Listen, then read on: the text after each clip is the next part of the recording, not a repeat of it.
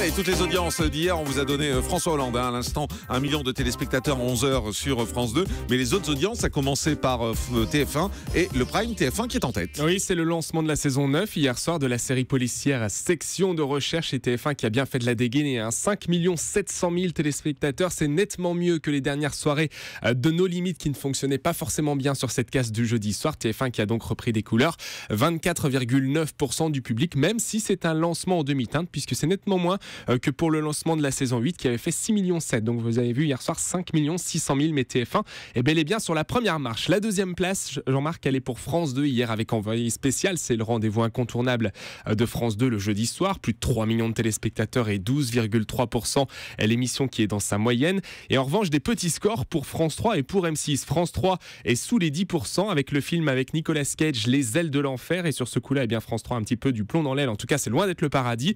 2 200 000 téléspectateurs et 9,1% seulement. Et puis alors là, M6 est contente, je crois, d'avoir vu la fin de sa série Le Transporteur, 5e et dernière soirée hier soir. 1 900 000 téléspectateurs seulement sur la soirée et 7,9%. La série qui n'a cessé de dégringoler au fil des semaines. La semaine prochaine, M6 lancera une nouvelle série, la série Intelligence. Notez qu'Arte dépasse le million de téléspectateurs une nouvelle fois avec sa série Meurtre à 100 dames, la reine de la Baltique. Plus d'1 100 000 hier et 4,5%. Mais justement, Arte qui bat la nouvelle star sur D8 et W9 qui bat également la nouvelle star. Oui, Julia Roberts et Richard Gere dans Pretty Woman, le film qui a été diffusé de nombreuses fois et malgré tout, eh bien, les téléspectateurs sont là. On sait que le cinéma est une alternative pour les propositions à la télévision. 1 500 000 téléspectateurs étaient devant W9 hier soir, 6,3%.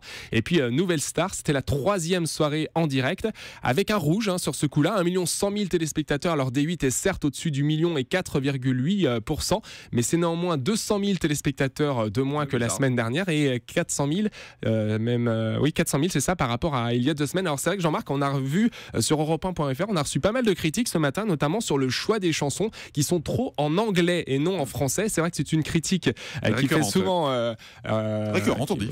Qu'on a souvent entendu, voilà. Et donc voilà, c'est chaque année, on a des critiques autour de l'anglais. Peut-être que les téléspectateurs ne se retrouvent pas dans le choix des chansons. Voilà, pendant que Julie se resserre la ceinture, c'est très chic. J'espère que vous étiez sur Europe1.fr à ce moment-là.